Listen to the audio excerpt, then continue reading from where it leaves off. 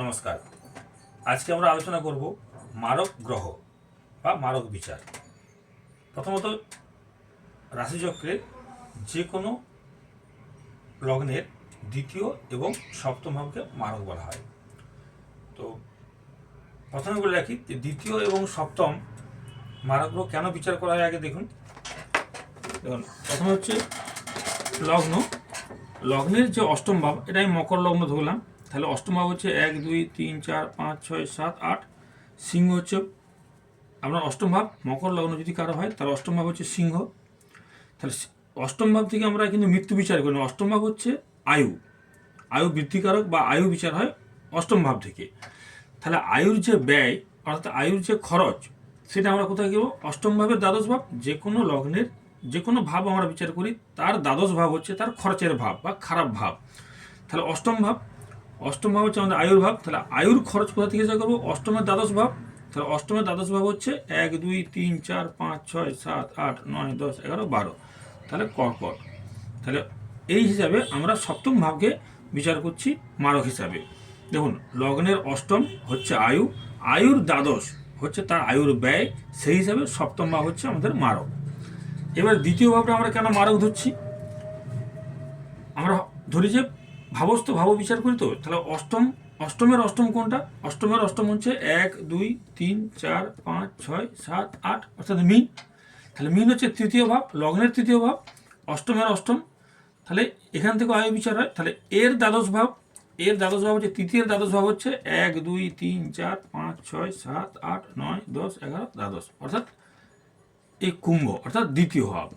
তাহলে অষ্টমের অষ্টম হচ্ছে তৃতীয় ভাব, তার দ্বাদশ হচ্ছে দ্বিতীয় ভাব। তাহলে এই হিসাবে আমরা দ্বিতীয় এবং সপ্তমকে কিন্তু মারক হিসাবে বিচার করি।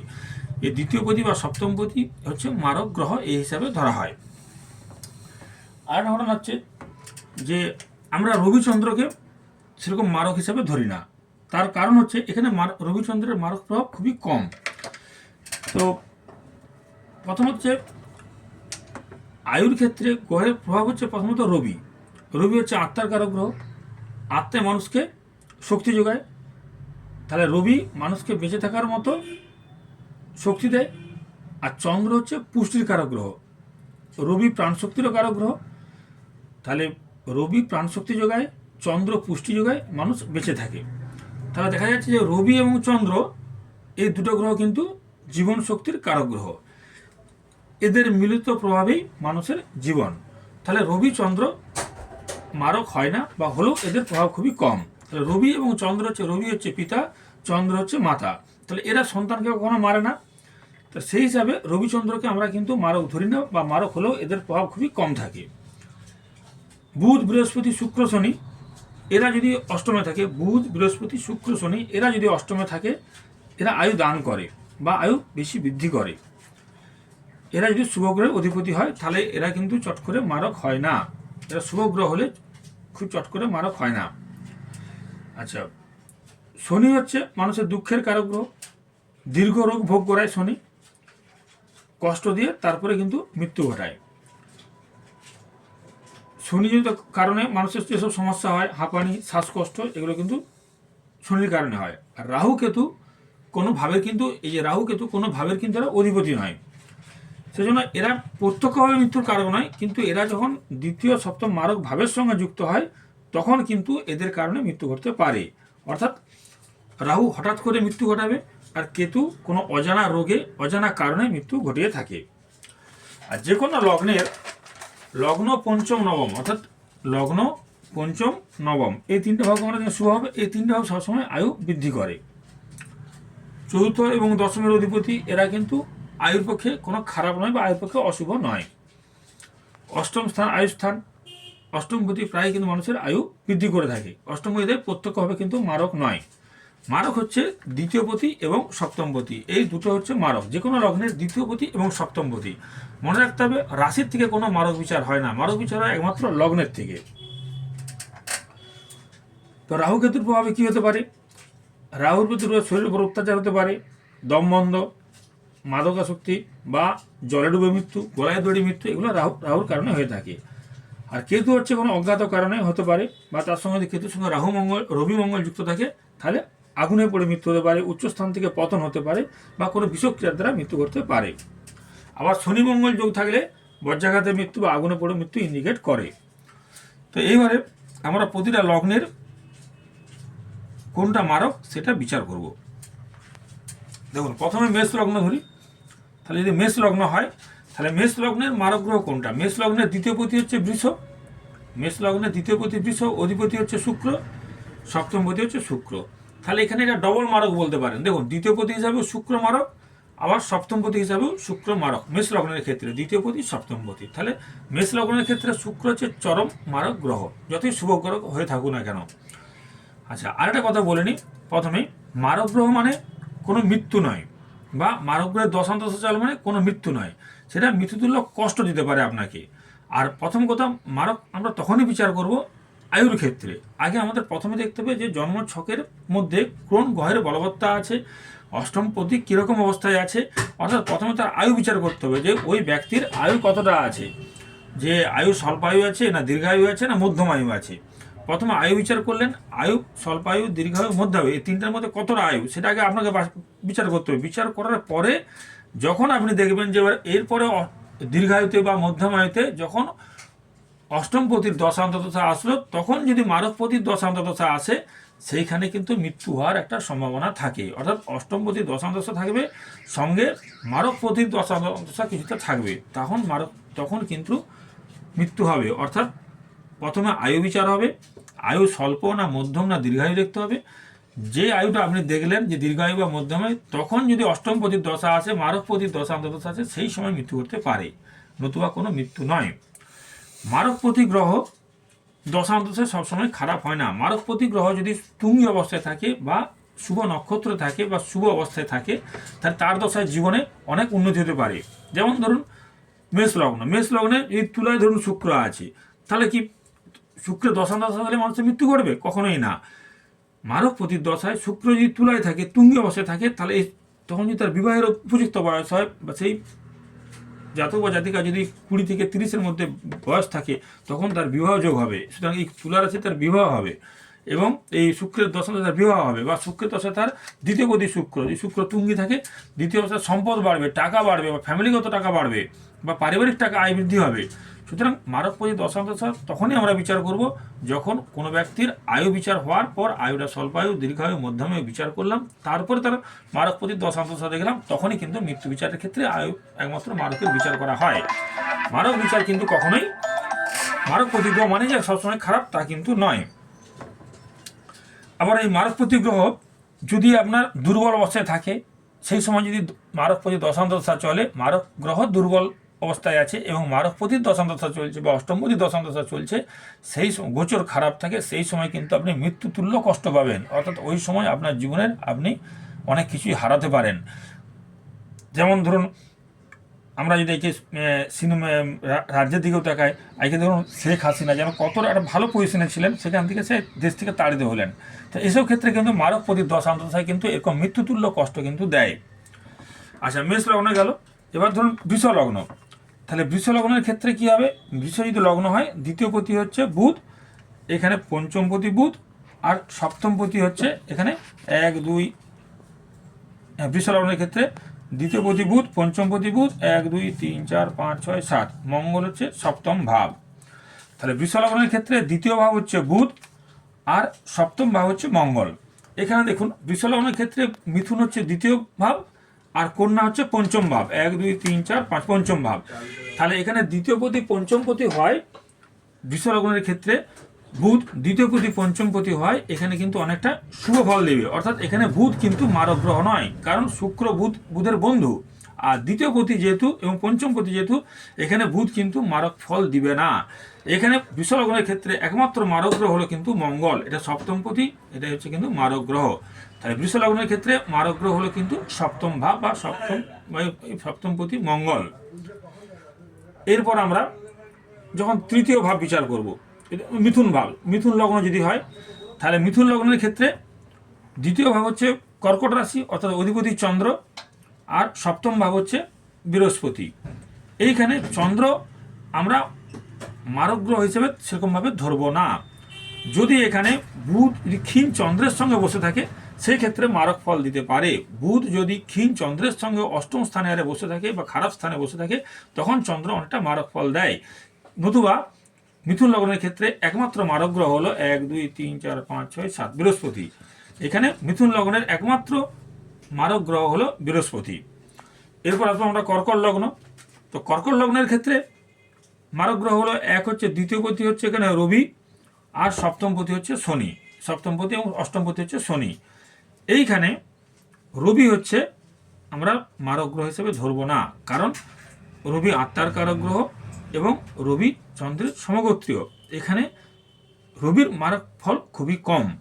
তাহলে কোন কর্কট লগ্নের ক্ষেত্রে সপ্তমপতি হচ্ছে শনি, অষ্টমপতি হচ্ছে শনি। এখানে এই সপ্তমপতি শনি হচ্ছে মারক গ্রহ। কর্কট লগ্নের ক্ষেত্রে মারক গ্রহ হলো শনি। সেরকম সিংহ লগ্নের ক্ষেত্রে সিংহ লগ্নের ক্ষেত্রে মারক গ্রহ হচ্ছে দ্বিতীয় হচ্ছে কন্যা, আর সপ্তম হচ্ছে এখানে শনি। এখানে রবি বুধ কিন্তু বুধাদিত্য যোগ হয়, রবি বুধের বন্ধুও হয়, এরা রবি বুধ একসঙ্গে তারা ভালো ফল দেয়। এইখানে সিংহ লগ্নের ক্ষেত্রে বুধ হচ্ছে ততটা কিন্তু মারক নয়। এখানে সিংহ লগ্নের ক্ষেত্রে মারক গ্রহ হলো কিন্তু এই শনি, সপ্তমপতি শনি, এটা কিন্তু মারক গ্রহ। আবার যদি আমরা কন্যা লগ্ন বিচার করি, তাহলে কন্যা লগ্নের অধিপতি বুধ, তাহলে এর মারক গ্রহ হচ্ছে দ্বিতীয়পতি শুক্র, আর সপ্তমপতি হচ্ছে 1 2 3 4 5 6 7, সপ্তমপতি হচ্ছে বৃহস্পতি। তাহলে কন্যা লগ্নের ক্ষেত্রে দ্বিতীয়পতি শুক্র আর সপ্তম হলো মীন রাশি, অধিপতি বৃহস্পতি। এবং এই আবার দেখুন কন্যা লগ্নের ক্ষেত্রে 1 2 3 4 5 6 7 8 9, শুক্র হচ্ছে নবমপতি, তো ভাগ্যপতি, দ্বিতীয়পতি এবং নবমপতি। তাহলে এই ক্ষেত্রে শুক্র হলো কি, শুক্র এখানে মারক ফল দিবে না, কারণ শুক্র হচ্ছে দ্বিতীয়পতি নবমপতি, ভাগ্যপতি হিসাবে শুভ কন্যা লগ্নের ক্ষেত্রে। তাহলে এখানে শুক্র কিন্তু শুভ ফল দিবে। তাহলে এখানে কন্যা লগ্নের ক্ষেত্রে একমাত্র মারক গ্রহ হলো কিন্তু মীন অর্থাৎ বৃহস্পতি। তাহলে কন্যা লগ্নের ক্ষেত্রে মারক গ্রহ হলো কিন্তু এখানে বৃহস্পতি। তুলা লগ্নের ক্ষেত্রে তৃতীয়পতি মঙ্গল এবং সপ্তমপতিও মঙ্গল, এটা ডবল মাঙ্গলিক। এখানে একদম মঙ্গল কিন্তু মারক, দ্বিতীয়পতি মঙ্গল, সপ্তমপতিও মঙ্গল। তুলা লগ্নের ক্ষেত্রে মঙ্গল হচ্ছে চরম মারক গ্রহ। বৃশ্চিক লগ্নের ক্ষেত্রে বৃহস্পতি হচ্ছে মারক, এক হচ্ছে দ্বিতীয়পতি, আর সপ্তমপতি হচ্ছে 1 2 3 4 5 6 7 শুক্র, সপ্তম ভাব হচ্ছে শুক্র। তাহলে দ্বিতীয়পতি হচ্ছে বৃহস্পতি, 1 2 3 4 5, বৃহস্পতি হচ্ছে দ্বিতীয়পতি প্লাস পঞ্চমপতি, একে মঙ্গল বৃহস্পতির বন্ধু গ্রহ বা বন্ধুত্বকারক গ্রহ। সেইখানে বৃহস্পতি হচ্ছে এখানে মারক গ্রহ হবে না, কারণ পঞ্চমপতি হিসাবে শুভ। তাহলে এখানে বৃহস্পতি কিন্তু মারক গ্রহ নয়। এখানে বৃশ্চিক লগ্নের ক্ষেত্রে একমাত্র মারক গ্রহ হলো কিন্তু শুক্র, সপ্তমপতি শুক্র একমাত্র মারক গ্রহ। ধনু লগ্নের ক্ষেত্রে দ্বিতীয়পতি হচ্ছে শনি, আর সপ্তমপতি হলো 1 2 3 4 5 6 7, অর্থাৎ বুধ, মিথুন বুধ।